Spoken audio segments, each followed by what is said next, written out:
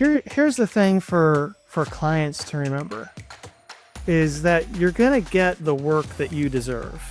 And here's the thing for agencies to remember. You're going to get the clients that you deserve. So if you're an agency and you tolerate bad behavior on the part of your client, that's on you. Terakeet Chief Marketing Officer Dave Minifie brings a refreshing approach to agency leadership, one built on focus, integrity, and long-term impact. That's because real success stems from doing one thing exceptionally well and doing it with the right partners.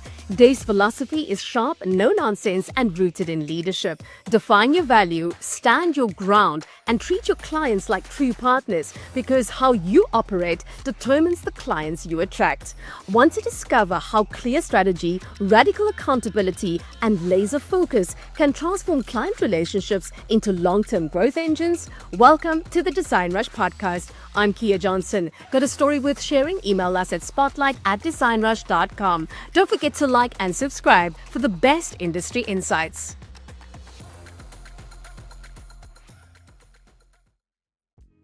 Hey, David, it's such a pleasure to have you here with us today. Before we get into the deep stuff, we're going to kick things off with some rapid fire questions. I'm ready. Let's go. Coffee or tea? Black coffee. Favorite leadership quote? There's never been a better time to lead than now. What's your favorite Marine Corps motto? Marines always mission first. Biggest client pitch mistake? Not paying attention to the brief. What would you say is the key to retaining clients? Open, honest communication, accountability, and collaboration. Hottest marketing trend in 2025? AI frenzy, baby. Those were amazing answers. Thank you so much for playing along. Okay, so we're going to get stuck into the heart of today's discussion. We're going to unpack your strategies. David, your career spans leadership roles in the military, global corporations, and now Terakeet, where you're at the forefront of transforming performance marketing. With such a unique journey, what would you say has been the defining principle behind your success in building high-value partnerships? Yeah, I'd say the foundation of my career is leadership. I graduated from the U.S. Naval Academy, which is a leadership school, served for almost 7 years in the United States Marine Corps, leading Marines and sailors, and then transitioning into corporate America with Procter & Gamble, which, like the Marine Corps, is a hierarchical, promote-from-within organization that cares a lot about training, culture, and preparing everybody around you to succeed. In a client relationship, the most important thing is remembering that you're all part of the same team. So having open communication, collaborating, being honest with one another and treating each other as partners, and being really clear on what your goals and objectives are and holding each other accountable. I've been on the client side and on the agency side, and those rules apply equally to the client as well as to the agency partner. Well, you did touch on a couple of things right now that the most successful brands actually prioritize when choosing an agency partner. You were talking about collaboration. I love the bit about accountability as well. Is there anything that you can expand on regarding that? Here's the thing for clients to remember is that you're going to get the work that you deserve. And here's the thing for agencies to remember. You're going to get the clients that you deserve. So if you're an agency and you tolerate bad behavior on the part of your client, that's on you. I mean, this is part of the two-way street of partnership and collaboration, communication, and accountability. And if you are a brand that's looking to have an agency and treat them as a partner, you're likely to get that. If you treat them as a vendor, you're likely to get that. I've always worked in my career to make sure that my agency was an extension of my team. I did not like outsourcing brand making decisions to, an agency of record. I always held on to those myself. As a chief marketing officer at Centene, we had 4 agencies that were really good at what they did in their lane. So I'm not a big believer of the Swiss Army knife approach to agencies. I like agencies that know if they're a scalpel or if they're a suture. And so having, a design firm, an execution firm, a creative firm that are all working towards a common goal set by the brand is a great way to go to market and ensure the best results, because you're getting people who work in their domains of expertise. Would you say that that's the reason why Terakeet actually stands out in those areas, because of what you just mentioned? Yeah, we are not a full service agency. Like, we are a scalpel. All we do is organic search, and we do it very, very well. We come at it from a three-prong approach, looking at technical search and content optimization and publication, as well as experience optimization. And so understanding what a user's search intent is relative to the brand that's trying to connect with them is what allows us to succeed in the marketplace. In terms of actually evaluating a potential client, what's the first question that you ask yourself to gauge that alignment? What business problem do they have that they're trying to solve? And am I a solution to that business problem? There are some brands that aren't ready to work with us. There are some brands that, have different priorities. And there's some brands that are, want to be a partner with Terakeet, and we can extend their capabilities in our domains of expertise, and with the patented technology that we use that nobody else in the marketplace has access to. Now, for yourself, are there any immediate red flags, when dealing with this, that indicate to you that a partnership may not work? Lousy response time and initial communications, and ghosting on meetings. Lousy response time. Yes. And ghosting on meetings. I think the meetings are actually, it's definitely something that should be a red flag. I agree with you 100% there. It's a mutual respect and dignity thing, right? Like, I'm not gonna treat my kids poorly, and I'm not gonna tolerate them treating me poorly either. We're both parents. We understand that the foundation of parenting is respect and love, not coddling and giving into tantrums, right? So, like, it's the same relationship holds true in business, whether it's with internal partners, inside your company, or whether it's with external partners. And I think those are some of the things that we remember as people, that we're dealing with other people who are going through things, not only in their professional life, but also in their personal life. What's the key to consistently landing clients that drive transformational growth for an agency, would you say? I think it's really understanding what your value proposition is and leaning into doing that one thing very, very well. I mentioned before the analogy of the scalpel versus the Swiss Army knife. And, like, if you're doing Swiss Army knife stuff, maybe pick whether you're the scissors or the bottle opener or the razor, and understand how you can create competitive advantage for yourself in the marketplace by doing something so well that nobody else can do. Do you think that what you did in the military, and just in terms of everything in your life, kind of like mapped out where you got to today? Of all those things, did they play a pivotal role in actually getting you here? 100%. And it's like they say, the job you're in now helps you to get the next job. I can look at, every step of the way. My academic and athletic performance in high school allowed me to get into the Naval Academy, and my academic and athletic performance there allowed me to serve in the Marine Corps, and my performance there allowed me to hop into corporate America. And even though I was an English major, I have a Bachelor of Science degree, and that whole brain approach is the right approach in the marketing function, right? As marketers, we solve problems creatively and analytically. And I didn't know anything about business when I joined P&G, but I wound up in a functional area in brand management that met my profile and my personality to a T. And my success at P&G got me to my first chief marketing officer role at Centene, in a completely different industry in healthcare, and then had the opportunity to do some fractional CMO work, and landed Terakeet as a client, and they pulled me in a year ago to come in full time. So you're absolutely right that everything you do can lead to the right next step. I want to talk a little bit about Terakeet itself. I mean, can you share a standout example where Terakeet's approach actually resulted in a major win? Yeah, so Terakeet exists to connect brands and their audiences wherever the consumer is in their online journey. At the end of the day, we fundamentally believe there's only one place where people always tell the truth all the time. And that's in an internet search. And whether you're in an AI-powered search or you're in a Google search or you're in a Bing search, whenever we type a question into that search bar, we want to know the answer. We always tell the truth. This is what we're looking for.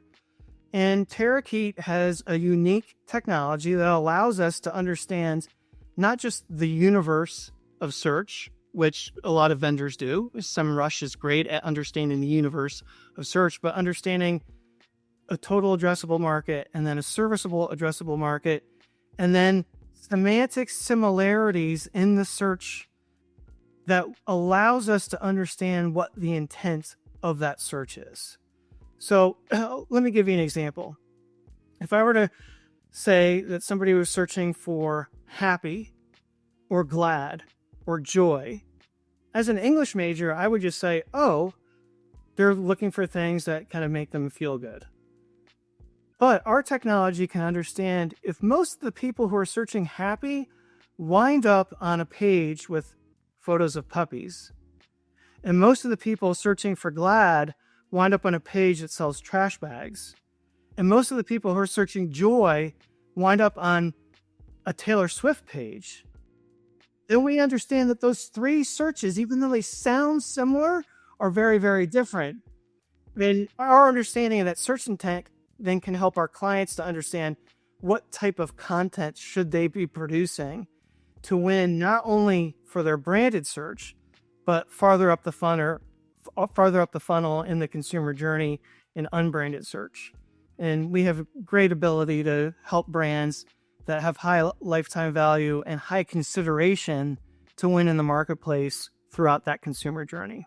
You're talking about the search intended. So interesting how you pointed out the three different variations, even though it appears as if that search is the same thing or a similar thing. So what I want to find out from you, Dave, is, is this how Terakeet actually pinpoints, the moments that matter in a client's journey? And then if so, why is it so critical that you pinpoint those moments that matter? Yeah, that's a great question. Yes, that is what we do. Early in my career at Procter & Gamble, this is the turn of the century, 25 years ago, we learned, as assistant brand managers, content is king, but context is queen, right? There's certain times where you're more receptive to hearing information than at other times. Most of marketing is based on an interruptive model, right? Whether it's a commercial in a TV show or a promo in a podcast, most of marketing is built on interrupting us. We have given attention to something, and a brand is trying to steal some of that attention and give us, a different story. In online search, though, it's like we said, you're always searching for what you're searching for.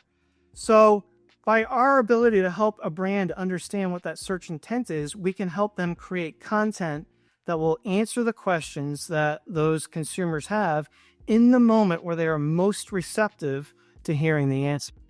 So, from what you're telling me then, these are actually moments that can be translated into measurable business impact, right? That's correct. And, one of the things I'd like to point out here is, a lot of brands go to market with segmentation and personas. Early in my career, it was mostly demographic segments, and then it became psychographic segments. And, as marketers, we're all familiar with these profiles and these archetypes. What's different in the online space is that we can create and understand segments from a search intent perspective. It has nothing to do with my demographics. We're blind to the demographics of search. We just know what the searches are and where searchers are going. And so we can craft content that's going to best meet the search intent, regardless of what the brand believes is a psychographic profile. Now, we also work very closely with brands to understand what are their brand standards, what is the psychographic profile, what is the tone of voice that they want to come across with as a brand, and we can write or help them write in those tones. What would you say is actually the biggest mistake then that agencies make when they're pursuing high value clients, for example? They oversell and underdeliver. I like that it's so simple and to the point. Oversell, underdeliver, boom. There's your answer. 100%, 100%. So then, how can agencies then actually shift their mindset to avoid these pitfalls, would you say? I think agencies need to do, a better job at understanding why they exist and what point of difference they're bringing to the marketplace. I've had conversations with multiple independent agency owners over the years, and it's almost like the cobbler's kids run around without shoes. Right? Because the cobbler is so busy working for the clients that he can't shoe his own children. And I think a lot of agencies who do a great job at helping the brands understand or uncover their mission, their purpose, their vision, their values, they don't do the same work for themselves. And as a result, they have a general idea of what they're about and what their point of difference is, but they haven't articulated it in a way that allows it to act as a foundation for everything they do, how they go to market, and how they meet the needs of their clients. Once the deal is done, what would you say is actually the most important step to turn a client relationship into a long-term partnership? I'll go back to where we started at the beginning, which is communication, collaboration, and accountability. I think there, some agencies celebrate winning the client and they get to work doing things and they just fall into what I would call as a common mistake of pursuing activity without understanding the strategy, right? It's a common mistake to think that you're so busy that you don't have time to actually do your job. And I think going back to what your objectives and key deliverables are super important. And staying focused on that on a consistent basis. Whether your reporting relationship is monthly or quarterly doesn't matter. It depends on what that relationship looks like. But being consistent about maintaining those relationships and not just reporting, but having a conversation. I see some quarterly business reviews are, I send you a PowerPoint and we're going to spend an hour reading through the PowerPoint. And others are, I've sent you the PowerPoint, you've had the ability to pre-read it. Now we're going to talk about the things that are really important to do in the upcoming 90 days. And that second scenario is much more effective at managing a long-term lasting partnership. You're talking a lot about consistency, yeah, right. But when you're looking at a client's needs and a client's priorities, they evolve, they change all the time. So how do you adapt as that happens? Well, I think the reality is, yes, it seems like short-term things can change, but most businesses are either focused on top-line growth or bottom-line growth or both, right? And then out of those business objectives come marketing objectives on whether you're trying to raise brand awareness and affinity, or whether you're trying to drive choice, whether you're trying to get repeat customers, or whether you're trying to drive word-of-mouth recommendations. Those are the four primary marketing objectives that agencies are asked to help solve. And so staying focused on what that annual objective is the key to a strong working relationship. So there's a lot of talk right now about AI. I mean, it's like a hot topic. Everybody is on it. Everybody's talking about it. So how is Terakeet itself like leveraging generative AI to create value for its clients? Yeah, that's a great question. We've been in the machine learning space and the AI space for a long time. Yeah, and we've got both a model that helps us to predict outcomes based on our track record, for the past 5+ years of being successful and helping companies improve their organic search results and lowering acquisition costs.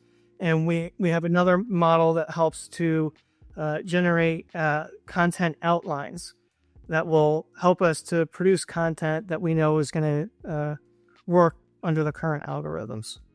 Could you unpack one of these models perhaps and just take us through it, just to give us like a little bit more of an idea? Yeah, so on the predictive model, it's really about understanding how we've worked with clients in the past, what types of activity we've pursued on their behalf, and content that we've produced, how that content matches up with that search intent that we were talking about earlier, and then what that result looks like in the marketplace in terms of ranking. And so we know that with a new client or with an existing client looking towards the future, we can predict based on the activity that we're recommending. If the client pursues our recommended course of action, we can predict within several spots where they're going to rank in search. So it's all about understanding how the algorithm works and what that will do on their SERPs. Would you say that these that you just mentioned to me are perhaps some AI strategies that agencies can adopt to remain competitive, or are there any others that you would recommend to kind of like expand a little bit more on that? Yeah, I'm going to shift the question a little bit because you're talking about what we can do, as a company internally with AI. But I think there's also a lot of a lot of angst in the marketplace about what AI is going to do, to brands, especially in the realm of search, whether we're talking about AI overviews or chat, GPT search, et cetera. And the reality is, when we produce content as brands and we put it out there in the world, we are producing language. And large language models respond to language. Right. So understanding what your strategy is and producing content that will meet the needs of your consumers wherever they are in their search journey will help you to control the narrative, not only in a traditional Google search, but we also have some internal case studies that indicate we can influence controllability in large language model search as well. I want to find out from you, in your view, what qualities elevate an agency from being a vendor to a true strategic partner? It's your willingness to find the clients that want you as a partner. We talked a little bit about, vendors get the clients they deserve, agencies get the clients they deserve. If you think of yourself as a vendor and act like a vendor, you're going to be treated like a vendor. And if you think of yourself as a partner and you want to be a partner and you're establishing relationships with the right points of contact at the brand, whether it's in the C-suite or the VP level, or sometimes director or sometimes even individual contributor level, that's where the partnership acts as a partnership. It's a relationship. So how are you managing the relationships with all the people at your brand that you're in service to? Do you maybe have an example you could share, like of a partnership that actually exemplifies this transformation? Yeah, so I'm going to talk about something early in my career, kind of from the other side. I was the brand manager on Puff's facial tissue at the time. Our agency, who had multi-decade relationship, came in to give a pitch, and it was not good. I was astonished at how off the work was from what my expectations were. And I stopped the meeting and I went back and I read the brief, which I had signed off on. That was written by one of my assistant brand managers, but I signed off on it. And I realized the pitch was 100% on the brief. I had just given them a bad brief. So this is, on a Wednesday afternoon or something. And I say, guys, I'm so sorry. You've delivered on the brief. Unfortunately, we gave you the bad brief. Give me a day or two to fix the brief and I'll send it back to you. And the next week, we can try again. And so I sent the brief over, Friday morning or something. And I get a call on Sunday night from the agency, and they're like, Dave, I know you gave us till the end of the week, but we want to pitch you tomorrow on Monday. I'm like, okay, like I wasn't expecting you guys to work over the weekend or everything. And my partner, the agency, said, well, listen, this is not the first time this has happened. We get bad briefs all the time, but this is the first time that the client has ever admitted that they gave us a bad brief. And our team was so excited that you were honest with us, that we were really motivated to do new work. And it was the best work I had seen, in a long, long time. And so having that level of honesty and openness, whether you're the client and treating your agency partner with respect, or when you're on the agency side of things and seeing that openness and honesty and vulnerability and responding positively to it, it's sure to get the best work. I've got like one last final question for you. What I want to find out is, do you have, or what is the one piece of advice that you'd give to agencies that are striving to secure and sustain high value client relationships in today's market? So when I was on the brand side of things and I was bringing on a new agency, I would always say, I want to be the best client you've ever worked on. And you hold me accountable if I'm doing something that's dropping me out of that. And, on the agency side of things, I would say, I want to be the best agency you've ever worked with. So setting those high expectations and establishing that up front, and then holding each other accountable, communicating and collaborating, that's how you get to the right long-term beneficial agency brand partnership relationships. And that's how you deliver great business results for both parties. Thank you so much for your time here at the DesignRush Podcast. It's been amazing chatting with you. Thank you. Thank you, Kia. I really appreciate you and your time today, and hope the listeners have enjoyed it. Definitely. Curious about what top brands look for in choosing an agency? Tune in to our latest episodes where we reveal the decision-making secrets of leading brands. Subscribe to the DesignRush Podcast and stay ahead of the competition.